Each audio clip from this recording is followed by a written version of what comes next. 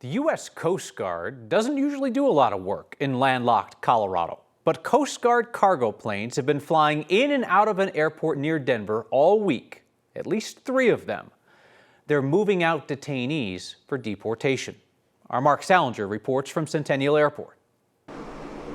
At an airport that's used to seeing private flights and expensive jets, a Coast Guard C-130 in the middle of landlocked Colorado sticks out. At least 3 times over the past week, a bus full of detainees has pulled onto the tarmac at Centennial Airport outside of Denver. People in handcuffs and ankle restraints are loaded into the back of the cargo plane by ICE officers. The Coast Guard confirmed flights took off last Thursday, Friday, and again on Monday. We don't know where the detainees are coming from. We don't know if they're being bussed into the state by ICE or if they're being transferred out of ICE detention facilities in Colorado. We don't know a lot, but we do know where they're going.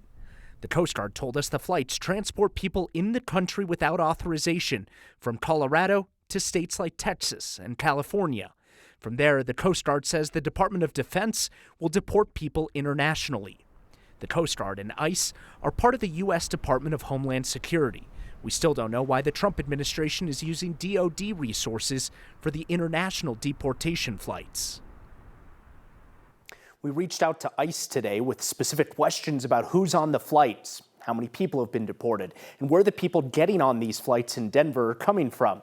We didn't hear back with any answers to those questions, Kyle. Mark, it's been a while since I booked a flight on a military plane, but I imagine it's more expensive than the other ways that the U.S. government moves people around. So I actually learned this today, that landing at Centennial, whether you have a small Cessna or a C-130, is actually free. However, there is national reporting from across the nation that shows that flying these military flights is significantly more expensive than using civilian flights for deportations. For example, Reuters reports that just one flight from Texas to El Salvador, for example, costs up to $4,000 per person.